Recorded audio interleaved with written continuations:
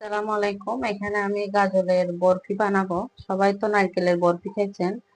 গাজরের বরফি খেয়ে এবার দেখবেন কেমন হয়। এখানে আমি এক বাটি গাজর ব্লেন্ডার করে নিয়েছি। আপনারা ব্লেন্ডার না থাকলে অবশ্য পাটা বেটিয়ে নিতে পারেন।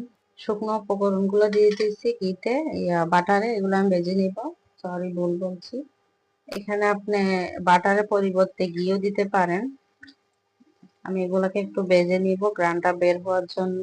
আমার গ্রানটা বের হয়ে গেছে। এই পর্যায়ে আমি বাদামের গাজরের মিশ্রণটা দিয়ে দিলাম।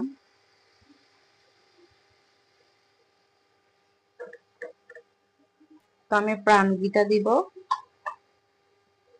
গাজরের বরফিতে আমি প্রাণ ঘিটা দিতেছি, এটা কি দিলে ফ্লেভার অনেক ভালো আসে। তো আমি এখানে দুধ দিয়ে দিতেছি, স্টেসিক দুধ। আমি গুঁড়ি দুধও দিব, তাছাড়া এখানে চিনিও দিব। দেখেন আমি দুধ দিয়েছি অনেকগুলা, আর এখানে আমি গুঁড়ি দুধটা অ্যাড করব। আপনার হাতের কাছে দুধ না থাকলে নাও দিতে পারেন, স্কিপ করতে পারেন। আমার কাছে দুধ আছে, তার জন্য দুধ দিয়েছি। বরফিতে দুধ বেশিটা লাগে না, পাউডার দিলেও চলে। আমি এখানে দিয়েছি কনডেন্স মিল্কটাও দিয়েছি, আবার এখানে এক্সট্রা দুধ দিয়েছি, ওটা আপনাদের সাথে শেয়ার করি নাই। দুধ দেওয়ার পরও কিন্তু কালার নষ্ট হয় না, এতক্ষণ জাল করার পরও কিন্তু কালার নষ্ট হয় না। এটা পুরাটা শিরার উপরে বরফি হবে, যেহেতু চিনিটা বেশি দেওয়া হবে তখনই এটা জমাট বাঁধবে, তখনই এটা বরফি হয়, বরফির আকার ধারণ করবে। অবশ্যই জানাবেন কমেন্ট করে কেমন হয়েছে আমার রান্না, আর বরফি কখনো কিভাবে খেয়েছেন কিনা। সবাই খেয়েছেন, অনেক অনেক কিছুর বরফি খেয়েছেন, কিন্তু আমি জানি, আশা করি যে গাজরের বরফিটা কেউ খান নাই। অবশ্যই টিপস গুলা ফলো করলে আপনারাও বানাতে পারবেন গাজরের বরফি। আমি আমার টেস্ট অনুযায়ী চিনি দিয়ে দিচ্ছি, চিনির পরিমাণটা বেশি দিতে হবে।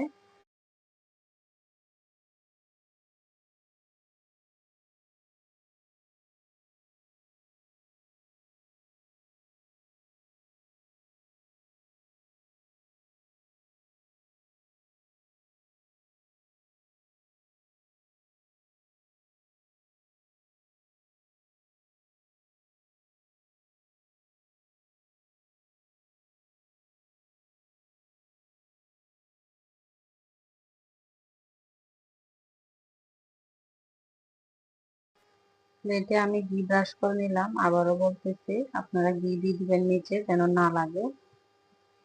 যখন দেখবেন এভাবে কড়াই থেকে উঠে আসতেছে, দলা দলা পাকিয়ে গেছে, তখন মনে করবেন আপনার